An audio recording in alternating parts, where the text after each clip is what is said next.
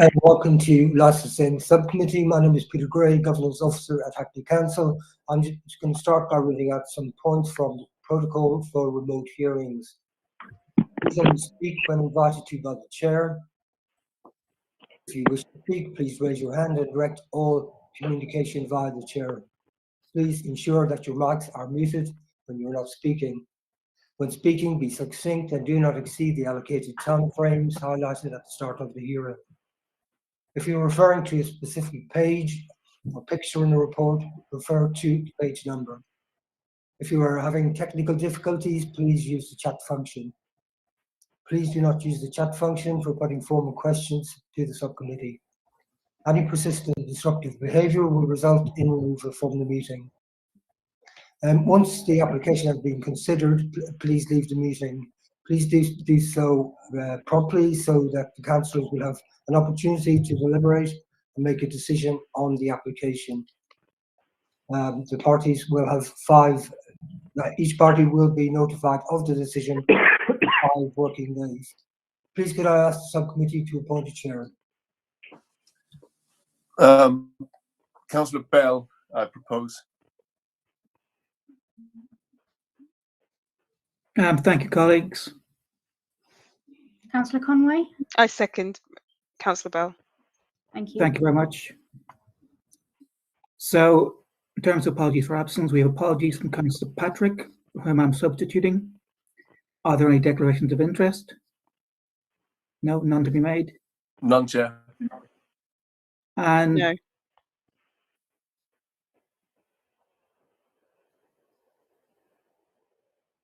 our appeal procedure is a pretty standard one. It is for an instruction from licensing, followed by the applicant to make their case for up to 5 minutes. Then any responsible authorities replying to make their case for up to 5 minutes. And then any other persons, again, up to 5 minutes to make their case. After that, we'll enter a discussion phase. All the parties can put questions and raise points to each other through myself. And then I'll ask people to sum up in the same order.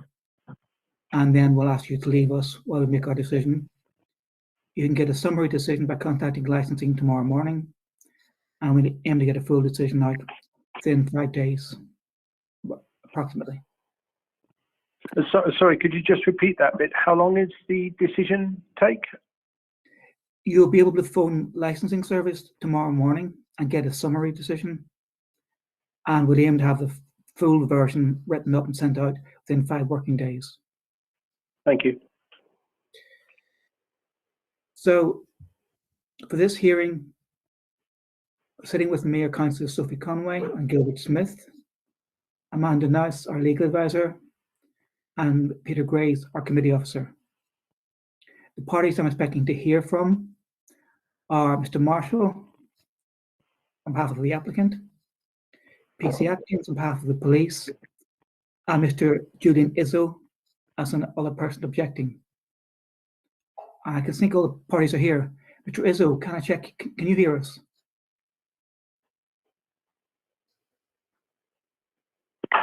Yes, Chair, I'm here. I'm going to join on video in a moment. I thought there was another item on the agenda, so I'll do that. Okay, that's fine. Thank you very much. So, with that, if I could ask Suba to introduce the case, please. Thank you, Chair.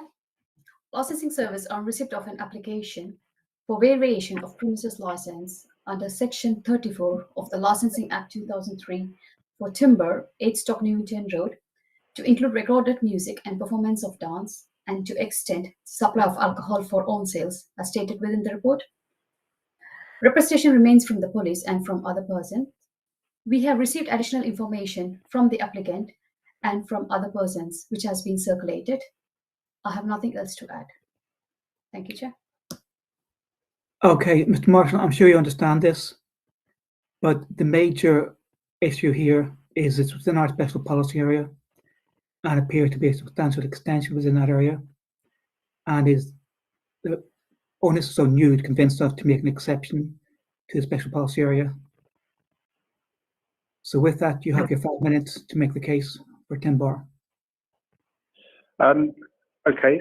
Right. Basically, where we're at is my client has applied for a variation. This isn't a new license. It's not something that's already. This is something that's already been existing and working in the area in the SPA. It's a change of style and direction of how the operation of business. And in a nutshell, it is to apply for music and dance.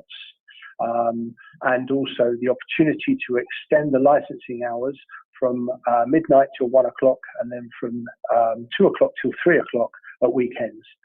There is also in there the application to include non-standard hours. This is to take away the congestion and the problems and to increase the opportunity for the license to have a natural flow. There's no shocks. This is what we do. This is how we do it. And it become accustomed to the way the business operates. It already has, for matter of fact, a 24-hour operational license from the past when it was a social cafe, a social bar, sports bar. Now, as far as the application is concerned, we've had a number of rejections. One of them was from the police, as you're aware of. The police I've spoke to at great lengths. We've gone back and forth with various areas that they've got concern in. And I would like to thank the licensing department for all of the help and advice in this case. One of the things they did ask for is that my client would produce a dispersal policy. That is something that you have, I believe, in your paperwork, and the police have also got. It was also further updated today, which I sent over to Channing, and I also sent over to PC Atkins to include clarification of a wind down procedure to stop any or to help control the dispersal so that people could leave slowly. They can leave gently.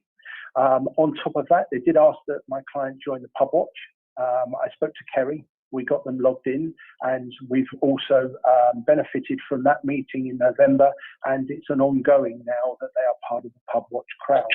My client did stress that it was really refreshing. They're a great bunch of people. I said it's just the policies that are in the SPA that can be complicated, that you need to see how you fit and how you work through them and how you protect the street, just like you do the inside. On top of that, PC Atkins also requested that we look into Wave and Ask Angela and Hackney Nights. Now, we've been in contact with the late night officer at the council, and we sat in the Wave training earlier this week over in Hackney Town Hall and qualified with our Ask Angela badges, and we're waiting for the login details for further access into the Hackney Nights portal to allow us to be able to move this forward even greater and add greater skills to the management team that are here in Timber. On top of that, the police have said that they are concerned because of the street and everything else. But at every point I've tried to ask and everything I have tried to deliver has been around the lines of, this is not a new license. This business has a 24-hour trading operation. It used to be a sports bar. What we want to do is have the opportunity to be able to do music and dance. And while we're doing that, we'd like to have what is standardized across the country at 3 a.m. on Saturdays and Sundays. On top of that, to include the non-standard hours, and also, which I don't know if there's been something that's been missed, increase the capacity from 50 to 120. Now, if you'll see with the drawings and the application of when it was put in, the EHO have been through the building. There is extensive building works that's been undertaken by the owners, and they have turned around and had all of that signed off by the EHO as satisfactory. And there is a limiter that will be put in as well to also control the volume controls. The big use of this is the soundproofing that's gone in the roof and in the floor, and also as well double doors at the front to act as a second sound shield to stop any bleeding of any noise. On top of that as well, as I said, the EHO have signed off and said there is no objection from them. They're happy with the works that have been done with the style of operation that we would like to proceed with. I know that there's been an objection from a local resident, which sadly at every point we've tried to make contact with. Over 4 attempts I've made with the council, through the council, to speak to this individual, to ask them exactly what their concerns are, what their problems are, and if there is anything that we can do to mitigate any worries or concerns moving forward. With the likes of this premise and how we see it being operated from a professional point of view, we've also taken into consideration one of the points that was passed on to us by the EHO, to remove from the application live music.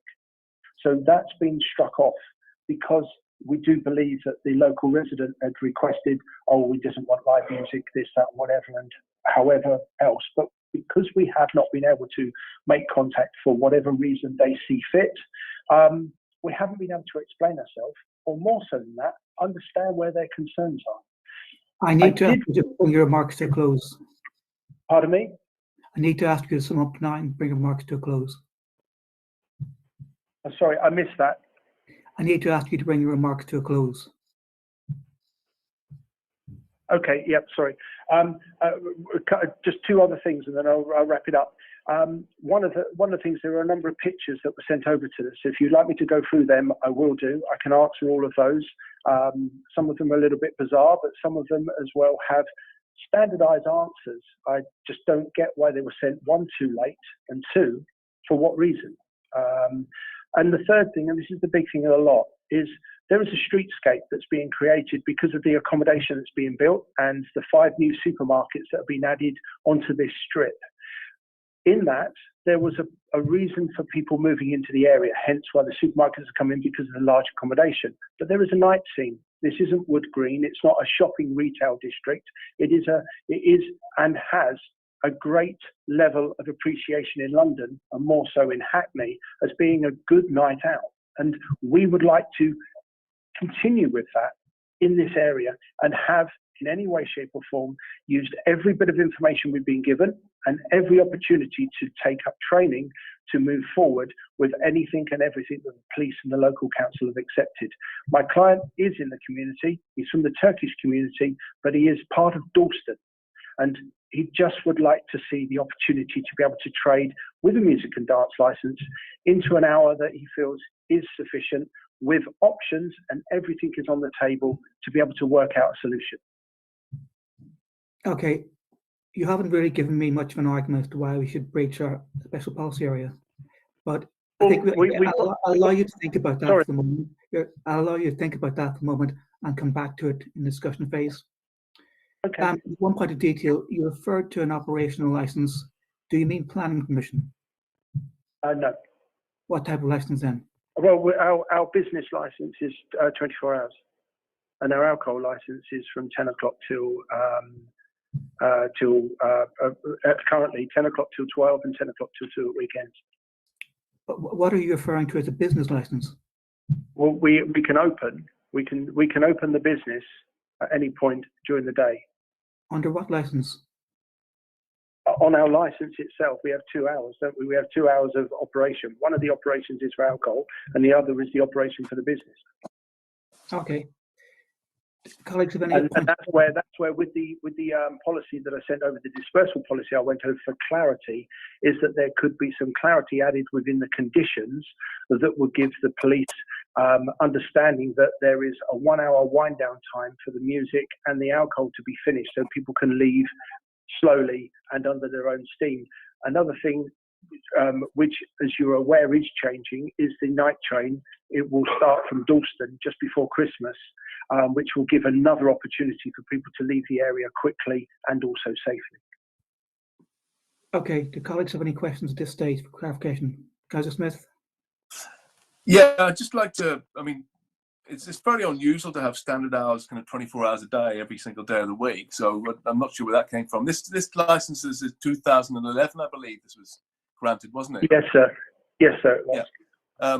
So I just wanted to understand, as a sports bar, I mean, I kind of know what a sports bar is because, you know, we can walk past them, but what kind of things were going on in there? It was showing sport and it had pool tables, and the pool tables have been removed, and it's just basically an empty room now for the custom of a night dance venue with other offers and other operations. But the pool tables are gone. We've put in extra toilets and we've soundproofed accordingly. But in 2011, the license, I believe, was granted, and it was like a Turkish sports social club, which a lot of these got given 24-hour licenses. And does the owner of this particular establishment have any kind of record of running an establishment like that? Is there any, does he have a record? Them and both. The owner has run the social clubs. They've also run restaurants, and they've also run bars and late night. And my background is bars, pubs, clubs, restaurants, and late night venues in Westminster. Okay, great. Thank you. No, you're welcome. If there's any further questions, please do not hesitate to ask. Councillor Conway, anything at this stage? Not at this stage. Thank Okay. you. We'll move on to the police. PC Atkins. Good evening, Chair. Good evening. So this venue has submitted an application to vary its licence, which, if granted, would in effect not only increase their authorised times for the sale of alcohol to 3 in the morning, as we've heard, but also add regulated entertainment and increase the capacity by over 100% to 120 purpose, and therefore completely transform the nature of the business from that of a bar to what we would refer to as a nightclub.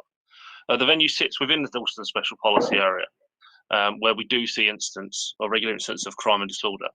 This venue already benefits from hours that far exceed those that are laid out in LP3 of Hackney's Statement of Licence and Policy. And we have concerns that should this application be granted in its entirety, it will have an impact on the issues that have already been experienced in the area. The application also, if granted, would see more people drinking for longer within this locality, only for them to be dispersed in the street. And we have met with Mr. Marshall, as he's referenced, on a number of occasions to discuss things such as wave training, dispersal policy, and asked for Angela, which is a good thing for all businesses, we would say, to have in this current climate. But we believe that the dispersal policy alone would not detract from the fact that the venue will have little authority on those customers that have left the venue. And this is something that we have heard from operators in the past, and we do hear that once they're outside the venue, they feel they have little authority to ask people to move on completely away from the area. We've also mentioned the reintroduction of the 24 overground services. And while this is a benefit for those wishing to leave the area, it is not a guarantee that it will be utilised by customers. In reference to the additional hours, the additional materials that have been submitted by that, they have referenced non-standard hours. Police would ask that these were not granted. As mentioned in my representations on the application form, there were no hours applied for. They merely mentioned particular days of the year, so there was no hours, and that's come out afterwards. And it's also said that this is a variation, not a new license, but we would ask you to consider that the granting of this license would considerably change the operation of this venue, and we believe it could undermine the license objectives, namely crime, disorder, and public nuisance. And if I may, I know there were the photos that were circulated today. I believe from the timestamps on there, they show around 2 o'clock outside the venue, which would have been as the venue was stopping serving alcohol, potentially dispersal. And if that's the scenes we are seeing outside with 50 persons, what is this going to look like with 120 persons? How is that going to be managed? And that's it from me, Chair. Thank you. Colleagues, any clarifications? No, thank you, Chair. I'm fine. Sorry, is that No? Okay. Mr. Izzo, can we hear from you, please? Hello, can you hear me? Hello, We can. you 5 hear me? minutes, please. Yes, we can. Okay, well,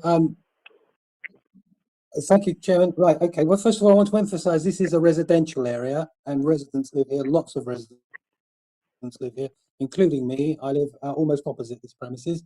All those photographs I've submitted today are from my own premises. The business model here is a late night bar with dancing. It's an alcohol-led business. It's the most nuisance type of business you can get with entertainment as it is. It fails to recognise the licensing policy number 1, the council's aspiration to diversify the offer. As far as I can see, there's nothing at all about to do with LGBT people at all. That's not the demographic that the bar has ever catered for. It's a dive bar. It's a low quality offer. It's a dancing around your handbag offer.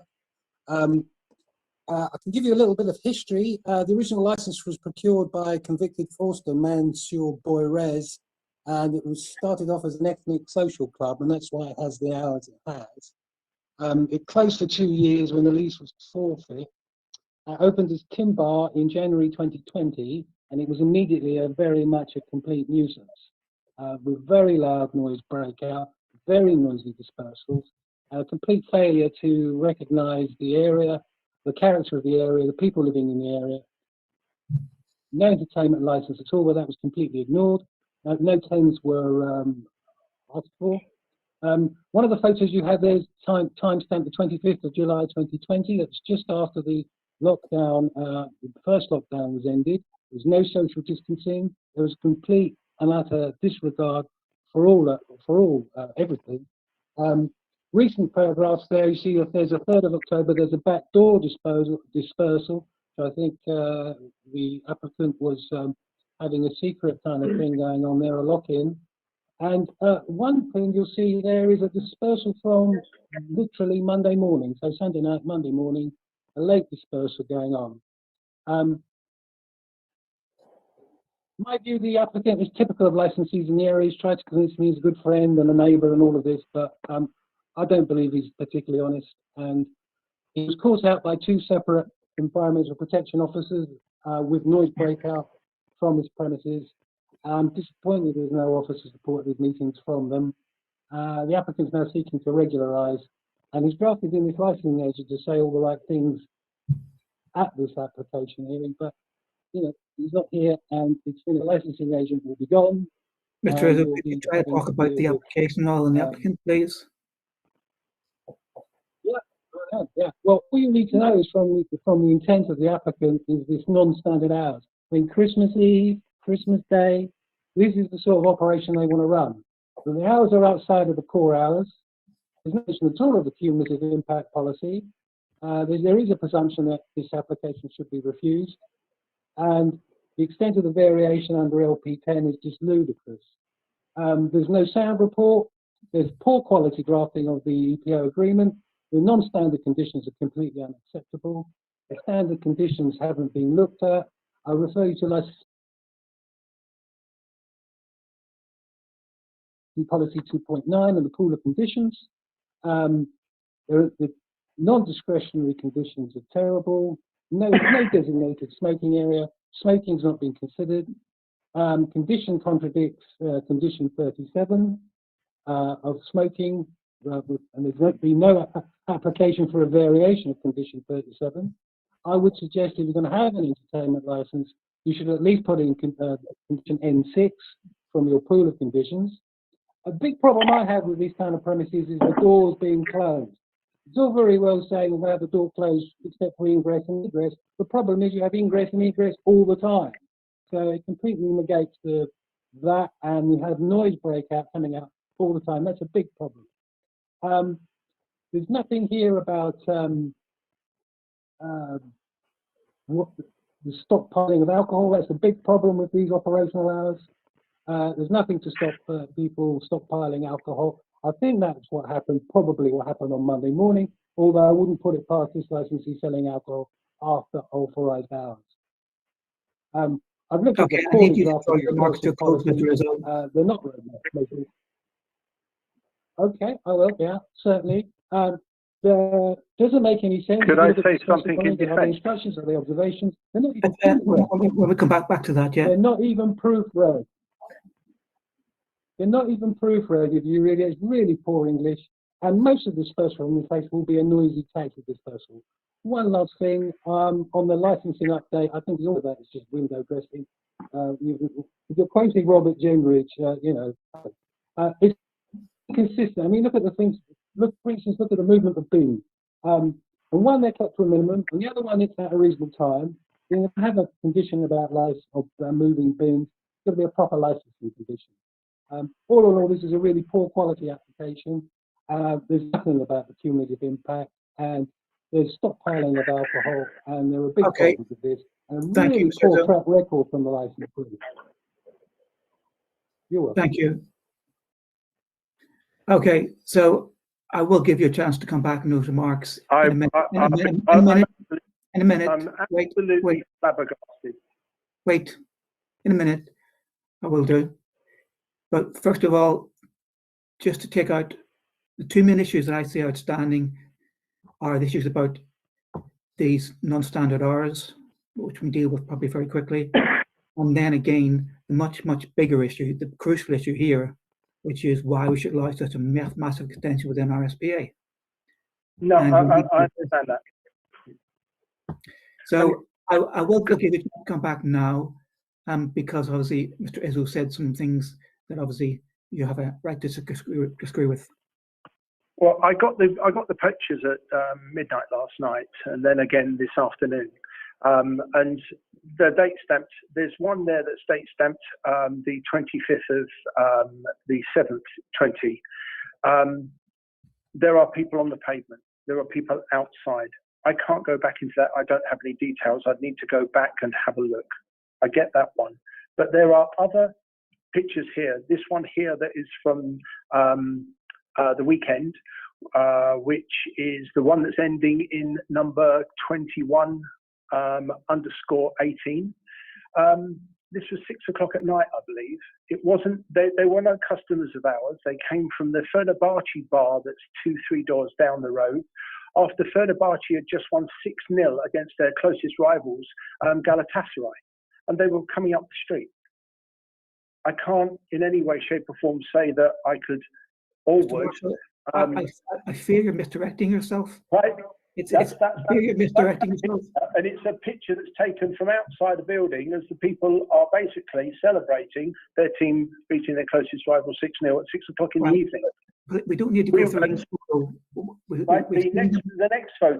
The next photo, which is dated the 22nd.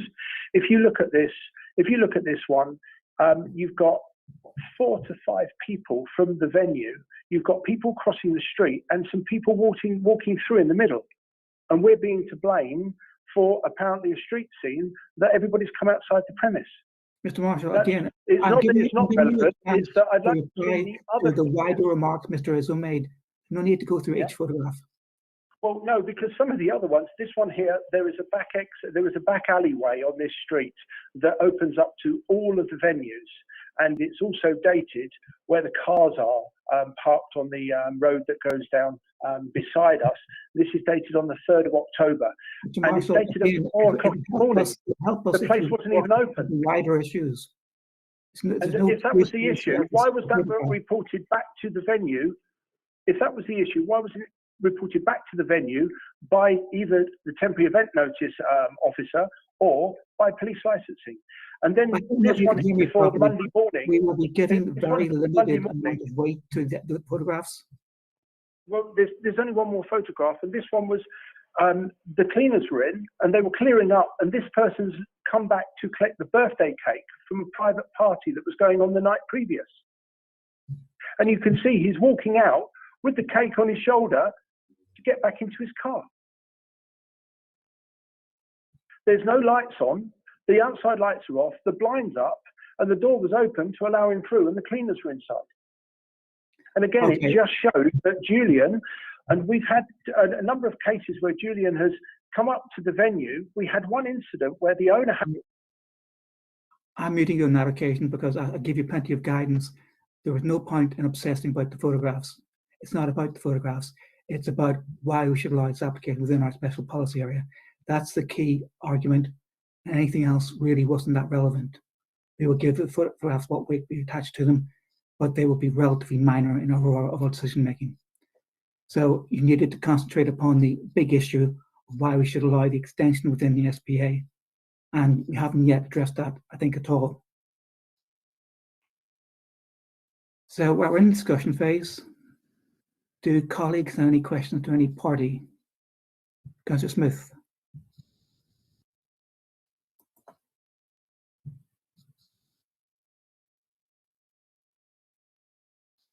Councillor Smith? He appears to have frozen on my screen.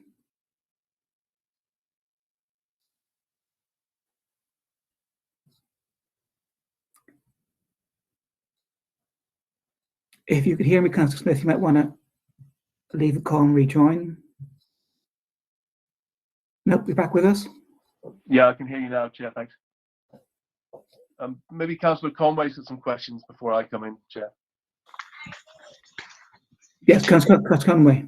I just have one really, and that's about the cumulative impact. So, well, it's sort of two questions in one really, but it's about if you're proposing to increase the number of people, patrons in the premises, as well as extending the hours. I'm just wanting to know how you feel you're going to be able to mitigate the cumulative impact, given that there'll be significantly more people on the premises. And it was noted that what the police representative said about this essentially does change the venue from a bar to a club. And I don't think although there is a track record in terms of, you know, you've been trading for or have had a license for, you know, since 2011. We don't have any examples of you know, having run as a club essentially, and having dispersed of over 100 people of an evening. So I'm just wondering how you are proposing to do that.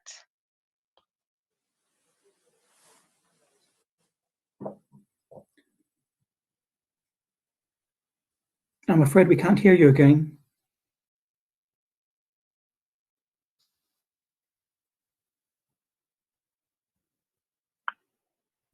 Can you hear me now? Yes, we can. Switching my phone volume on. The computer is so it was a bit different. No, I mean, I get that there is an understanding that this is an SPA, and I respect that. But what I am trying to ask and also look at is that there is a change in place. The change in place is that we want to have a look at the operation of the business in a roundabout way as a night venue. It needs to have an opportunity to be able to trade at certain hours and certain times. And also, when I brought this up with the police, they've given me opportunity to be able to look into extra training, also areas where there would be the dispersal policy, how we look at the dispersal. As you'll see, the points that have been raised. Now, I did ask for the police if they had any templates. They don't. That doesn't not necessarily exist, but each unit on the street has their own dispersal policy. But it was taking from my knowledge of how the West End and the entertainment district works, but at the same time as well, common sense and a wind down time that would allow the bars to close at 2 o'clock, at 3 o'clock, and then work a 1 hour drinking up wind down time where the DJ finishes, and then people are asked to leave at their own speed, because they will gradually, and this is where the police ask for more clarity. How are you going to actually show that there will be a closure? And the closure in this context is that extra wind down. That wind down will allow us to close steadily. We're not forcing everybody on the street. We're even to the point of asking people, have you used the bathroom? Making sure that people that are coming in, there's no dwelling outside, there's no standing around. There are certain things that have changed over the years since the SPA was put in. One of those is the use of Uber and personalised pickups with the taxis. The second thing, and this is big for the future, is that use of the overground. It allows people to get across London quicker and safer. We have night buses, and we have obviously other means of personal and personal transport. Now, I do understand that Julian is a resident, but on top of that, there has been a lot of people moving into the area because of the style of the area. We don't want to take the operation and close. We don't want to take it away. We want to embrace what Dalston offers and take the community and move the community forward. Asking you, can we look at the SPA? Is there anything? At every point I have asked the council, the EHO, and also the police, how can we look at, is there anything that there is of a compromise? We have currently a midnight and a 2 a.m. We would like to have music and dance. We've applied for an extra hour, and we've also asked for our numbers to be increased to an amount that we feel is safe in the area, in the business, and also can operate easily in this space. We've increased the amount of bathrooms, and we've also put in an extra door for sound. At every point, we have tried to talk to everybody, listen to their conversation, and find a way of making the SPA work for everybody, so that it's not necessarily something that was created a number of years ago, but something that's forward thinking. It's moving with the times. It's understanding that there is a demand for some later venues, but the police have the power to review and close. This place hasn't done anything wrong. It's not been called up and said that you need to tighten up on this or you need to tighten up on that. We have some great opportunities in this area to be able to offer some fantastic parties. And the resident was very blunt in what he was saying. I understand that he's a resident, he's aggrieved of any application, and we know his style because we've asked questions and nothing's come back. But the residents that live here have also spoken about Julian, and so have the other business operators. And all I would like to say to him, it's disappointing that he would not open the door to talk. Again, if you're going to talk about the objections, talk about the objection, not the objector, as I said to him. Okay, no, well, this is it. I would like to have spoken to him before today, to have spoken to him about his objection, because I didn't know what it was. Okay, Councillor Smith. Yeah, thank you, Chair. I'm looking on Google Maps at the venue, and I can see there's a lot of residential properties above that little row of shops there, and also across the road. So I'd like to know, first of all, who lives directly above the venue? Is all the activity that you're talking about going to take place at ground floor level, or is there a basement in there? I'm just trying to get a picture. I know you sent in a map. It's ground floor. It's ground floor level, sir. And it we have extends a right back the way out to the back. Yes, we do have a fire exit that goes directly out to the back. It's basically a how would you say? It's almost like a tunnel. You enter at the front and you enter and you leave at the back. It's a straight building. We've put, as you can see from the drawings, considerable amount of finance into the soundproofing, and also as well, as far as the neighbours are concerned, we had a case the other day where one of the neighbours phoned up and said, "Oh, what's going on?" And he said, "Yeah, we're just moving in and we're just doing the sound testing for the limiter." And he said, "Oh, could you turn it down?" We turned it down. He came back down and he just said, "Thank you." We're on talking terms with all of our neighbours. If there is something that they would request that we undertake, that's where we're coming from. We're part of the community. We want to move forward with that. There is no noise that can't be sorted out, and there is no type of issues as far as dispersal that can't be looked at as being part of the solution. We want to think forward in Dalston in the SBA. We don't want to look at it as being something that is basically a chain to be bolted to. We want it to be something that is a guidance. We understand that there is policy, we understand there's procedure, but we also understand as well that you have the powers to look at this and have a reasoning. The police are there to police. They're not there they have their opinion. The council have theirs, the EHO have theirs. So I'd just like to say, we're looking at this at all levels and every option is open. We would like to be a music and dance venue for 120 people with an extra hour on top of our normal hours of trade. Yeah, so you didn't really answer my question about who's above. Is that one flat or two, and how many people live there? Upstairs, is it one or two? Upstairs, one person. Yeah, sorry, there's two flats upstairs, and we believe that there's one person in one and two in the other. Okay, and finally, Chair, just the last question. Just on deliveries, how do you operate your deliveries and what times? The deliveries are done within normal working day. They're not early deliveries because of the street as well and cameras. So that will be, and also that will be applied into conditions. I can't write the conditions up and propose them because I've got a police objection. But once that's done, all of that will be agreed with the necessary authorities. Normal standard deliveries are no earlier than 8 a.m. in the morning and before usually 8 o'clock at night. And just one last question, Chair. Sorry, I just thought of this one. Obviously, we are in a position where we are in an SPA, as you know, and we are also in a position that we have to make a decision based on not adding to the cumulative impact in the area. That's what we've got to do.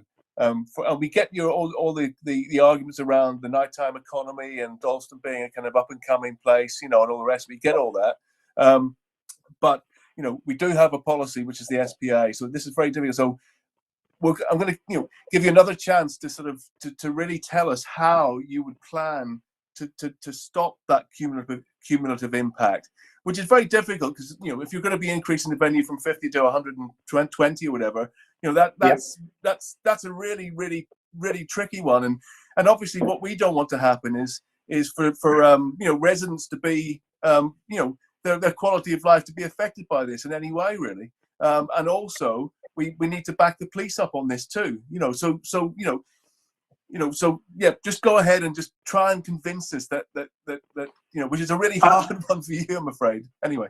It's very, I get that, and thank you for giving me another opportunity. It's very difficult for me to say that this won't happen because we're trying to control something that is uncontrollable, hence why the SPA is there. But at the same time as well, is what we're asking for is the opportunity to not future-proof, but future view.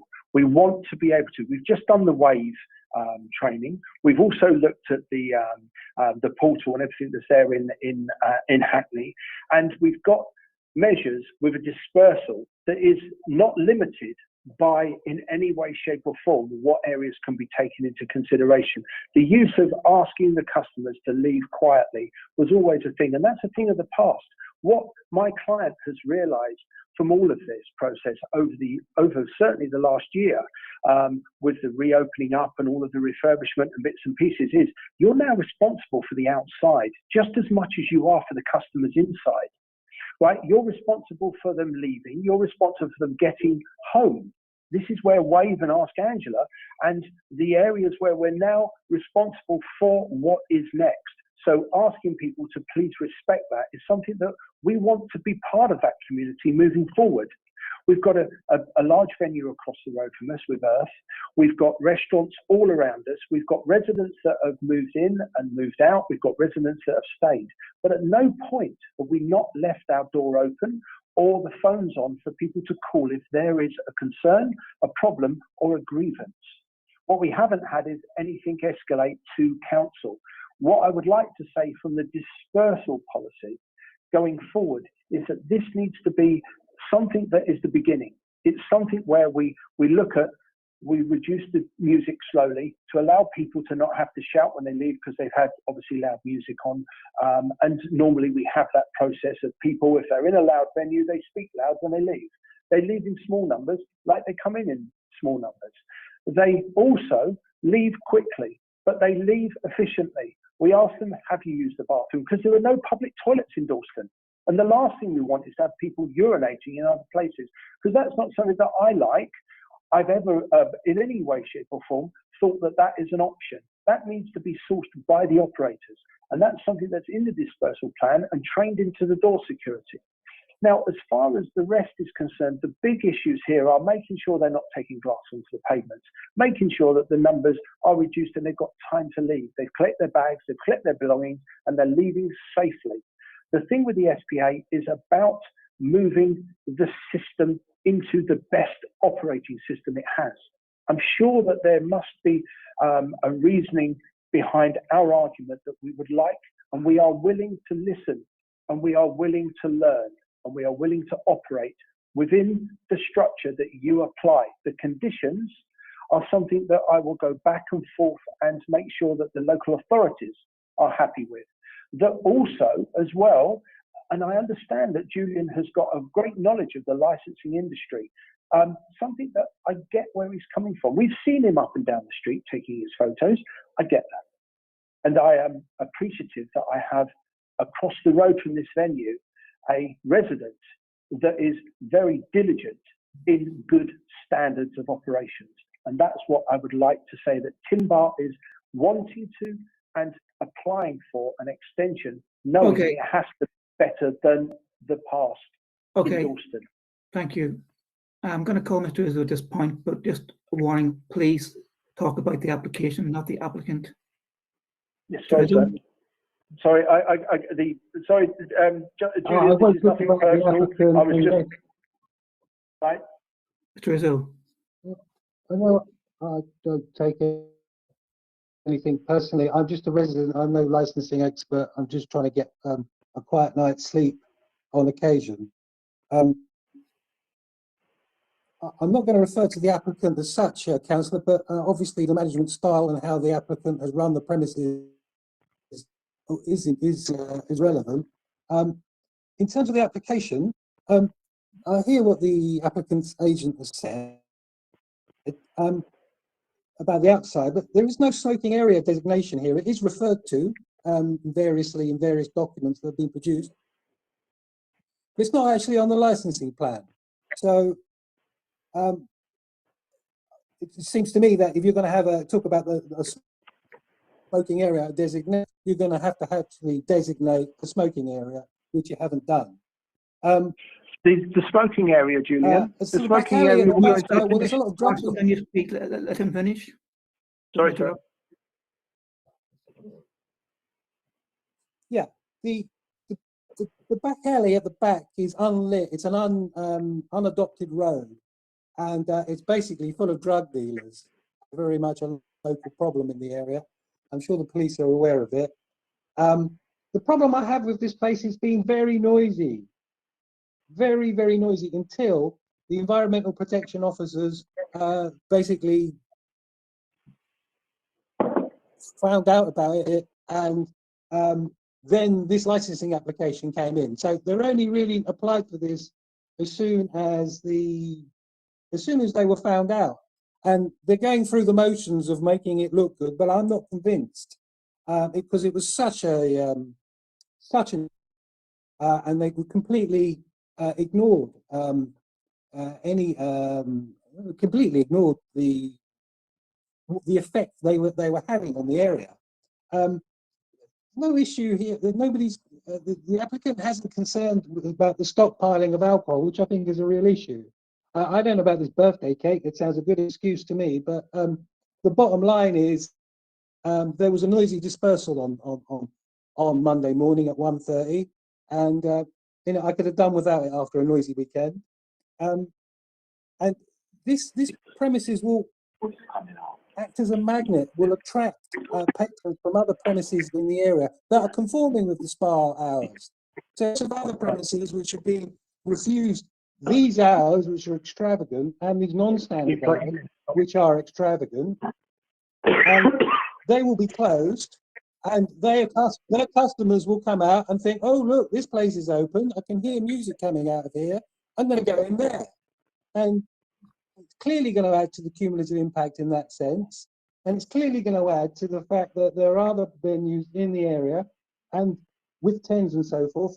And it's going to be very difficult to discern, to keep the area clear and to actually have a definitive end. Another big problem is the definitive end of the hours, because of the 24 hours operational, of the 24-hour operational nature of the current license. There is no end. So the dispersal policy refers to an end of an evening. Well, what end of an evening? There is no end of an evening because it's a 24-hour operation. It just doesn't add up. There's lots of other things which I mentioned in my main submission which haven't been addressed, about the contradictions and so forth. But as Councillor Bell wants to concentrate, and as the committee wants to concentrate on the cumulative impact, I won't go into that, but essentially this will add to the cumulative impact. There are being noisy dispersals. I don't quite understand the dispersal policy from the applicant. On one hand, he said they wanted to leave slowly, and then in the last submission, it was leaving quickly. It seems very confusing to me. Once they're I don't know outside. exactly what the applicant has in mind, apart from, well, once they're outside, you know, you're either leaving slowly or you're leaving quickly. for a second. First of all, I'll go over to the police. PC Atkins, have you heard anything in recent contributions you want to comment on? Or anything that might have changed your stance? No, Chair, I think I'd start by saying the only thing I would like to just address, I don't think it has been mentioned yet, is about the non-standard hours, which I think, sorry, won't be mentioned by Mr. Izzo. The fact that on the application there were no hours mentioned, just days. Yeah. I caught up with I was that. going to come back to that and just say that, yes, you're quite right. Rather than ask for particular hours on those days, you just listed 4 occasions during the year, big days like Christmas and New Year's and Halloween. Our normal practice is similar to what the police have requested in this stage. We do not attach non-standard hours to licenses. We rely upon applicants applying for temporary event notices on those occasions. So unless there's some reason again to make an exception for this premises, that's what we'll do here. We'll rely upon your client to apply for tenants. If you want to make an argument about, well, why we should make an exception to this premises, please do now. Can you hear me? Sorry, I'm just making sure my microphone's on. Sorry. First of all, Julian, I'm sorry you're so aggrieved, and that is not what Marshall, I'm trying to do. Marshall, can I stop you? Can you please reply to the particular point I just put? If would. you think there's a reason why we should make an exception to your client's premises in relation to non-standard hours, please argue that now.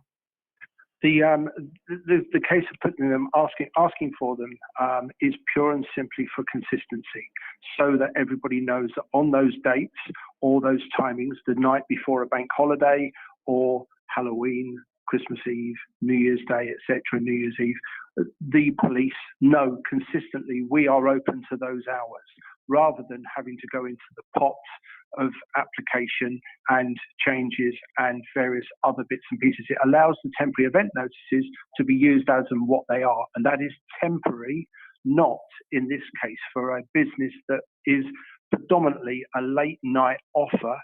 So they become the common in that late night offer, where there is areas for party and dance that could be deemed as being a public holiday. Again, are there any reasons why we should treat this premises differently than we treat virtually all the premises in Hackney and grant them non-standard hours? Particularly, as you said, you didn't specify what hours you wanted, so it's very difficult to grant since they weren't on the application. No, I did send in to the council when I was asked to come on board to assist, because the dates had been put in, but the hours hadn't been completed. So I put those in as well, that they would basically follow the same structure that would be on a Saturday or a Friday or a Saturday night, on the grounds that it was a public holiday, or the day before, the night before a public holiday, going into a public holiday like a Sunday for a bank holiday Monday. And I sent that into Channing. I sent it into the police because it was something that PC Atkins had brought up, and he said, I don't know what the hours are, and I said, I'll send those across, and he got those the following day. I can only apologise on behalf of my client. That was missed off of the application when it was originally put in, because, well, he put that in himself. But I would like to ask I need to put you for the third time. You heard what I said about how we don't grant non-standard hours in general.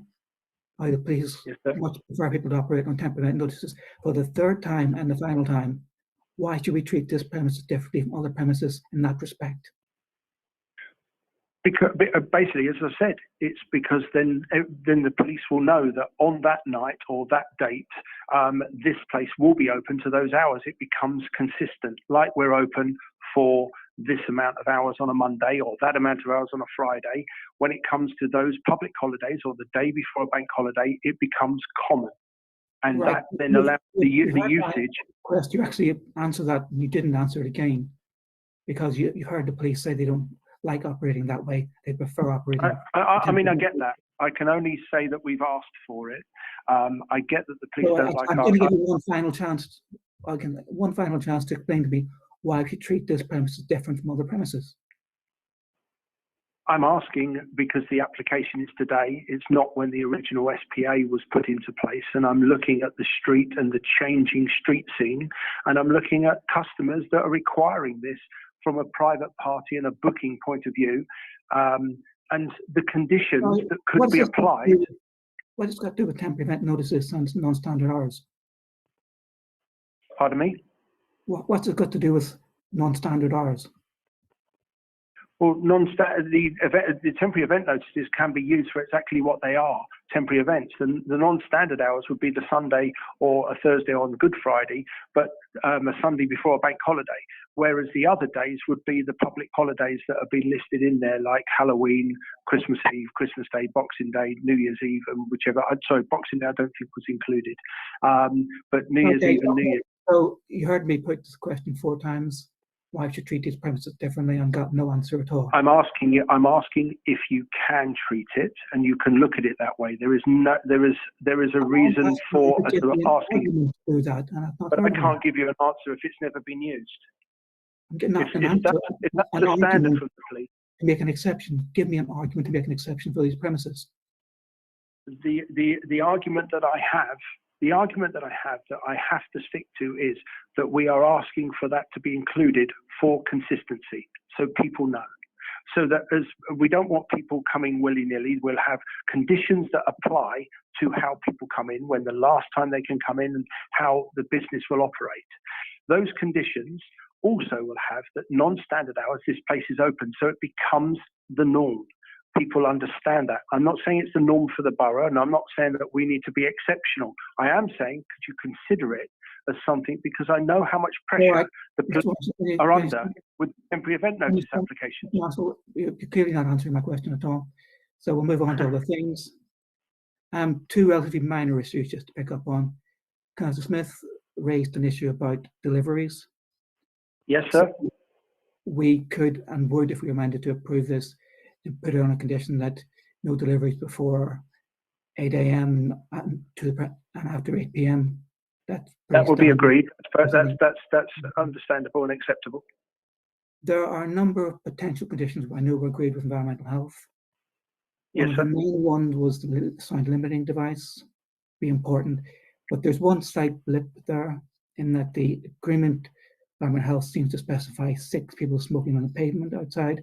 Yes. The current license specifies 5. So since there was no application to change that, we keep it with the smaller number. Okay, well, again, that's in a condition that if that needs to be applied, that's what we will be working to. So let's come back to the big issue. The fact that you're asking us to add substantial increased capacity within our special policy area, adding the cumulative impact, you're increasing the hours, you're adding activities, and you're increasing the number substantially. And I've heard nothing to convince me yet we should do that.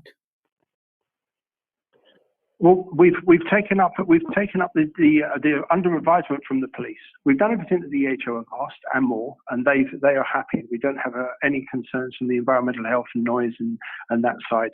As far as the police are concerned, they've asked us and advised us to go down the line of certain areas that would make the application not necessarily more favourable, but it will help with the application. That was a dispersal policy. I've started that process. I've given certain notes out. That is not finalised. That is just the start of it. On top of that as well, the conditions that would be installed would normally we would have conditions bouncing back and forth, which would be would be agreed prior to this meeting. But because there was an objection from the police, there are no conditions that would in necessary fact have bounced back and forth because we've not had any applied. I'm open to whatever suggestions and whatever areas that you feel that are a must for this style of operation in this area, in Dalston and in Hackney. As far as the deliveries are concerned, that is a common, and I accept that totally. As far as the smoking is concerned, there is already stuff on the original licence. And as far as deeming to change the EHO, I believe, and there was 6 that was mentioned, that is perfect. We don't want anybody out on the street. Our customers are inside, they're not outside. When they leave, those customers are still patrons of ours leaving, and we want to be able to work within the authority to offer a music and dance licence and a good trip home. Not quickly or slowly, but calmly. We don't want people to dwell on the street. We want to work with that through a dispersal policy, with the local transport and with our clients. They understand the consistency and the professionalism and, dare I say it, from day one, how this business has to work going forward, taking up Wave, looking at Ask Angela, looking at the portal that Hackney Knights is created and wants to go forward with, working with the Pubwatch team and with the Late Night Levy team, and seeing where else there is that we can take this forward as a community to Okay, offer something. yes, we'll stop you there for a that is- second. Take other people. So, Councillor Smith. Yeah, Chair, in my mind, I mean, the only way really that this wouldn't add to the cumulative impact would be to basically keep the hours as they are and keep your capacity as it is at the moment. And then you go and prove yourself over a period of time, you know, and if obviously we get any complaints in that time, then, you know, we can look at that in the future, and then you can come back again. You know, that would be the only way that I can see that you wouldn't add to the cumulative impact. Councillor Smith, could I just, on that note, if we were to keep the hours and the timings, can we have an increase in capacity? Well, I think that's a contentious issue, isn't it? That particular I know issue it is, but is there a capacity that could be slightly less? Could we come up with 100? I think I'm beginning to agree with Mr. Rizzo. Some of these are smoke screens to get away from the main issue. You have to convince us you would not add the cumulative impact. It's not about a negotiation. You have to convince us you would not add the cumulative impact. As I have said, it's not that we can't prove that we're not going to add to the cumulative impact. It's that we want to be able to exist on the street with all of the areas that are going on, with all of the functions, and we want to be able to soften that impact. We can't stop it. What we want to be able to do. Okay, can I stop everyone for a second? Amanda's had to drop out the meeting, so I'm going to pause things for a minute until she rejoins us. Okay, just that we need to have her back. Okay. Apologies for that, but she somehow dropped out. But I ask, and I'm not trying to negotiate and build smoke screens. Can you wait till our legal advisor rejoins? It's just we want her to be able to hear all the discussion. That's all. Amanda, we paused discussion while you briefly left us. Apologies, sorry, that happened accidentally. Sorry. Thank you. No problem. Okay, Mr. is waiting to commence. Mr. Marshall, could you finish your point quickly, please? Yes, I cannot stop the cumulative impact that any venue would cause. What I can do is I can try and soften how the business works according to the hours that we've applied for. I get that there is exceptional circumstances. I get that it is an SPA, and my client is trying to better themselves by moving forward with this full application. I know the numbers are a concern. We are open to talk to you, which we would have wanted to have done with the police and with the HO and with the council, but because of the police objection and the SPA, a lot of the stuff was held until today. So if there are any suggestions, and it was great from Councillor Smith that you brought up the fact that there could be a period to look at how the business is operating. I'm open to everything. I am open to finding a solution. What I wanted to do with the police, but I know, sadly, his hands are tied because of the SPA. Councillor Bell, Councillor Conway, if there are any areas there that you want to advise, I can only open up and say, please tell me what's on your mind, how I can try and find not solutions, but ways of working through and forward with this. When I feel that the SPA, I know it's under review at the end of next year, ready for the following year and whatever is applied. I want to look at this as a forward step and a control measure. This is quality. This is what we expect as a minimum going forward. And this is a chance where, as I've said at the WAVE meeting, I've said certainly with Pubwatch, what else is there that we can do? And my concern, like I said earlier, with the standard hours application, the unstandard hours application and the festivals, holidays, is the pressure that the licensing officers in the Thames department are under. It was just also to try and remove those. I get that there is an opportunity they want to have more control on the busier days. I get all that. But that's why the application was put in, to remove all of that and use the Thames for other days of the year where there could be something that they could be utilised for, rather than having to bank on them being Okay. for bank holiday Okay, and for Christmas. that's an extraordinary argument, that's to say working for our Thames officers. But anyway, Mr. Izzo, been waiting to come in.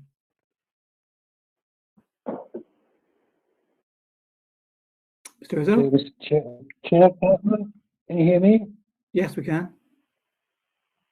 Pardon, there's a slight delay. Always a moment to pause.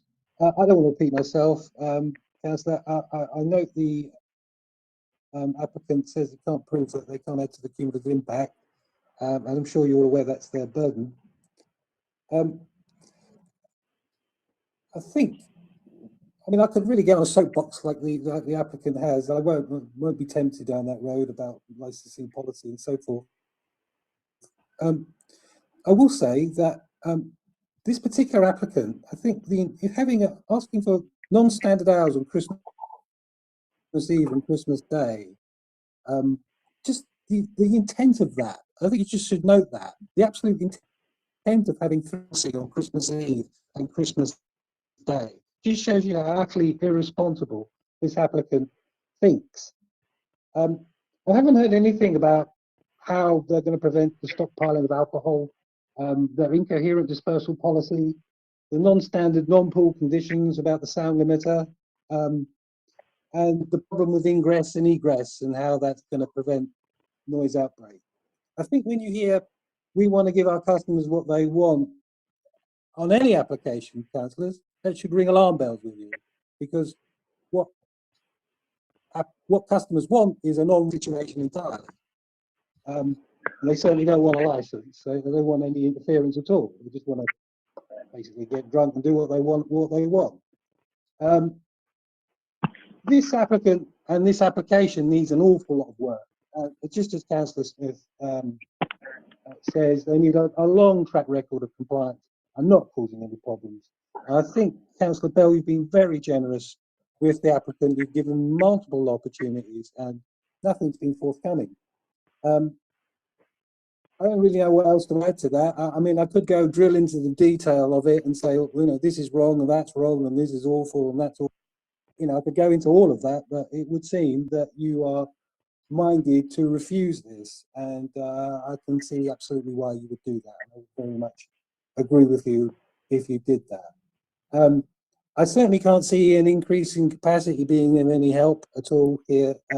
It's already a problem in terms of the dispersal with the non-operate with the hours. You see, because you can just basically pile up and you can disperse like that. So there's no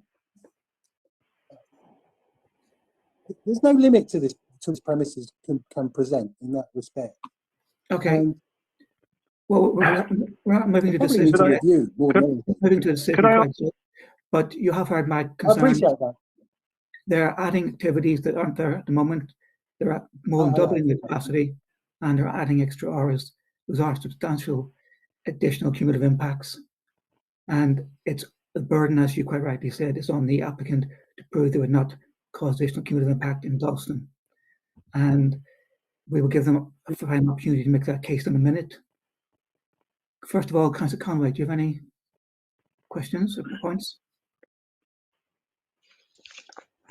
None in addition to what's already been raised. No, thank you. Councillor Smith, again, is there anything new you wish to raise? Do you think hasn't been covered? Well, I mean, just for you know, for fairness, I mean, ultimately, I suppose, and just, you know, an opportunity to see, you know, to make sure that we've had a fair hearing and you've had a fair opportunity, Mr. M, to sort of, you know, cite your issues, or your arguments rather. You know, the issue of 50 really is, you know, would you accept 50 really, you know, ultimately, and not Are you 100? suggesting not amending the capacity? Exactly. Well, the concern is that the reason for asking for a larger capacity is because we've taken out the pool tables and the furniture to have an opportunity and put in extra bathrooms for a larger capacity. We worked out 150. We brought that down to 120, and you know, our current capacity is 50. But we would like to ask you, because of the operating factor and also the size of the space, that there could be a greater number for capacity, and or however you feel that there is areas from a probationary period going forward. No, as just a- be clear, there's no question of probationary periods. This isn't Okay, well, this I'm isn't only a- going on this something isn't that a temporary Councillor Smythe- application. You know that. If you work in licensing, you know this is not an application for a temporary No, license. but it's a permanent one. in the SBA here, I'm only going on something that Councillor Smythe said, that you should look at this and look at it as No, Mr. an Minister, area forward. if you work in licensing, you know better.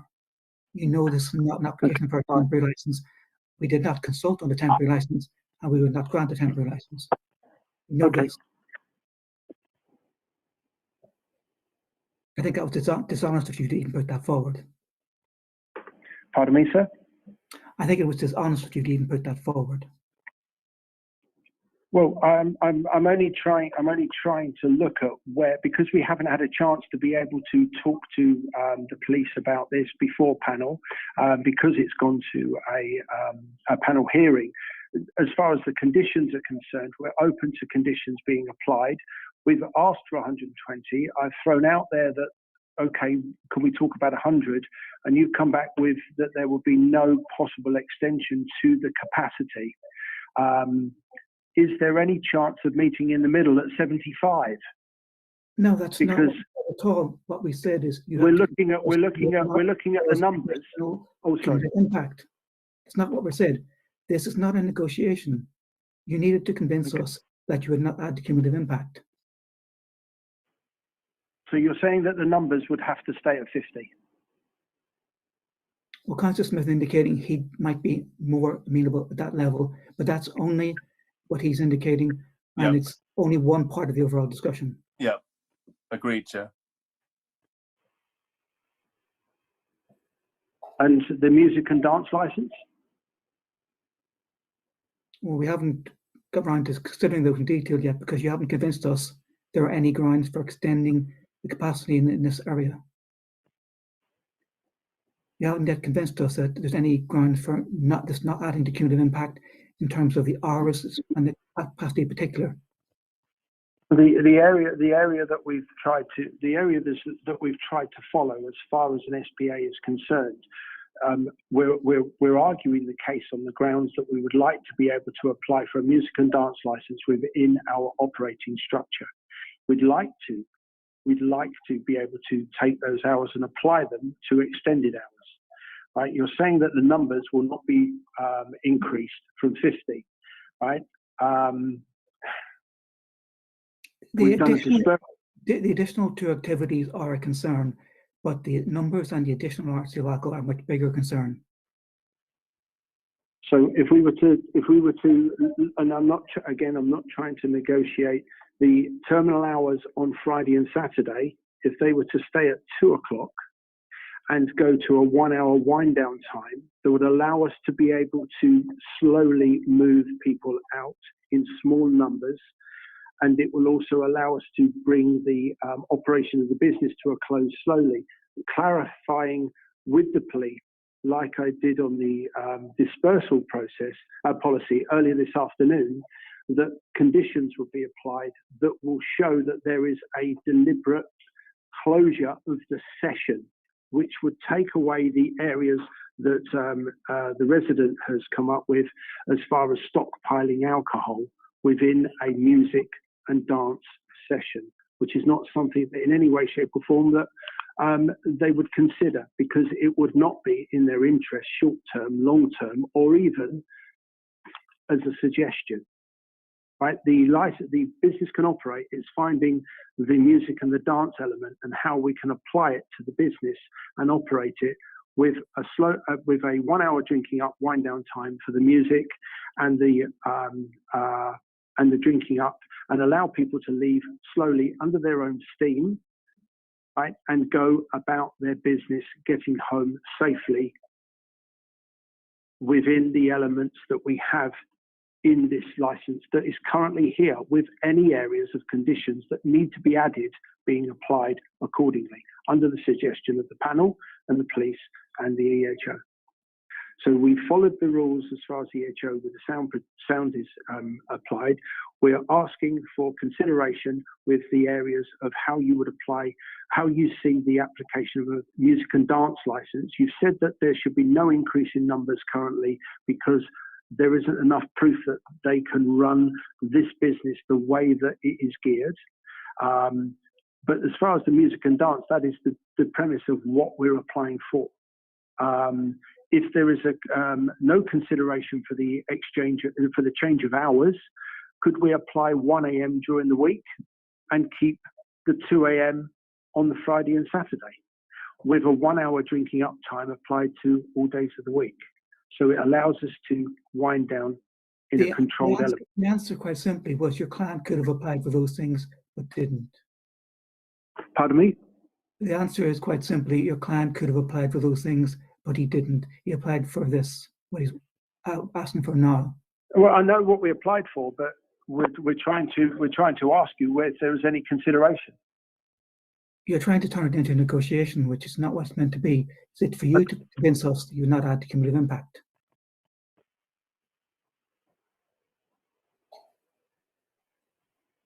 I get what you're saying. I'm not trying to turn it into a negotiation. I'm trying to ask you a question of where do you feel that there is an element that you would be, as a committee, more favourable to consider.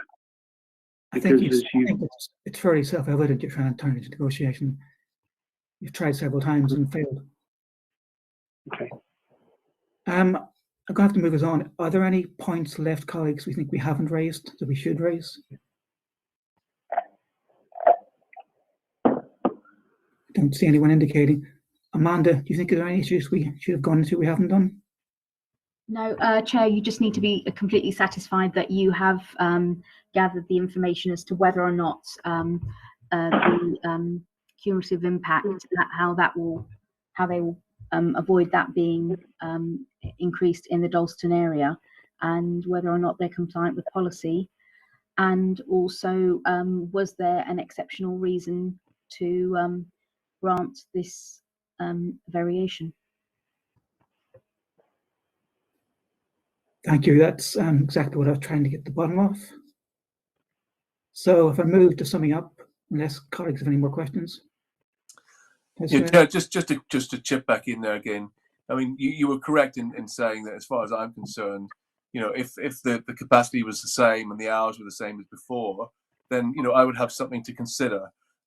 Whereas at the moment, you know, the way that your application is, you know, ultimately it's going to be. I would really struggle to say yes to this, the way that it's currently configured.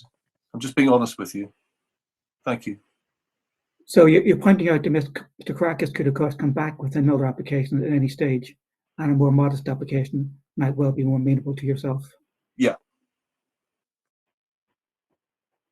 Okay, I'm going to move to summing up, and as always, I take in the same order to take initial remarks. So, Mr. Marshall, over to you first. A couple of minutes, please, and don't introduce any new issues. My application, or the application that's come in for my client, is purely based on the opportunity to be able to move the business into music and dance. We have done extensive work, and we have followed the guidance from the police as far as extra training, extra areas that we want to take advantage of using PubWatch, and also as well the Hackney incentives as far as Hackney nights and everything else is concerned. I ask you to look at this and consider this on the merits that it is something that the area we want to move our operation into. There is already an opportunity for late licenses through temporary event notices, but we would like to have permanency to be able to do music and dance within the hours that we've requested, and we are open to listen to areas where there could be other areas that you might say that this would be more favourable, rather than have to come back with a other application. We'd like, because this has taken nearly 6 months already, to have this considered tonight with something that is operational for us to move forward. Thank you very much. Thank you for keeping it short. PC Atkins. Thank you, Chair. I think I would just say about the wave training and Android training, yes, we did recommend that, and that's something we would recommend to all venues, regardless of hours they're open, because it does promote safe a night out for everybody, and is good practice for operators. In regards to the hours, I think our position has remained same throughout this. The extension of hours in this area does cause a concern. I don't think they've been alleviated, and that's it from me, Chair. Yeah, I think I'd agree with you. It's important that all the venues undertake the training and enter into schemes such as Ask Angela. It's not any more an optional extra, really. Something we expect of all decent venues going forward. Mr. Izzo.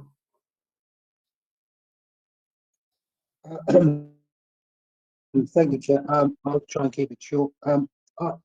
When I make written representations, I always put at the bottom of them the application as I've seen it. I think that's really important because it shows you the intent of what the application was in the first place. And I think it's important that the intent of the application is plain when you're actually finally considering a decision on these applications. I think the applicant's going to need an awful lot of education. And I think the process for the applicant has only really just started in that respect. Coming from the position where they came from, which was one of complete disregard and non-compliance, I think it's going to take them some time to get around their entitled mindset that they actually need to consider the licensing objectives very seriously and not just pay lip service to them. There's all sorts of things I could mention. I hope I mentioned earlier that would be a problem for me, any increase in capacity. And, you know, also the problems with the sound limit and the non-standard conditions that the EPO has agreed to. I don't know why. I'm not happy with that, especially with the problems with ingress and egress, with the noise coming out of the premises. I mean, these places, basically this place particularly, there's people coming in and out all the time. So it just sort of renders that whole, that's a real problem for any venue, but particularly this one. The bottom line, I guess, is that if you want to give the customers what they want and you can't prove that they're not going to add to the cumulative impact of an application like this, which will be a magnet for customers to just turn up at any time and fill this place up to a large capacity until an undisclosed time, there's no actual close.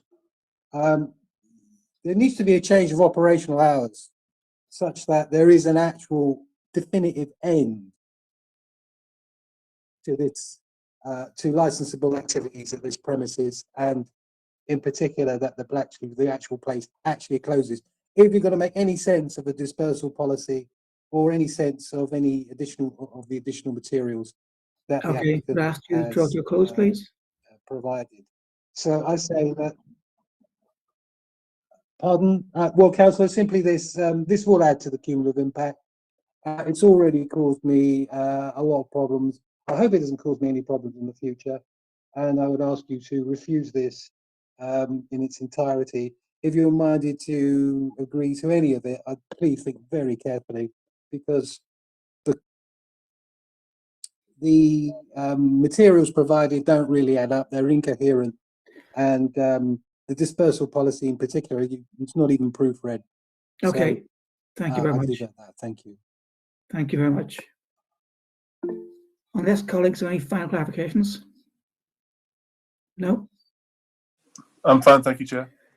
Okay, as we said earlier, if you're filling licensing service from tomorrow onwards, you'll get a skeleton decision, and we'll issue the final written one.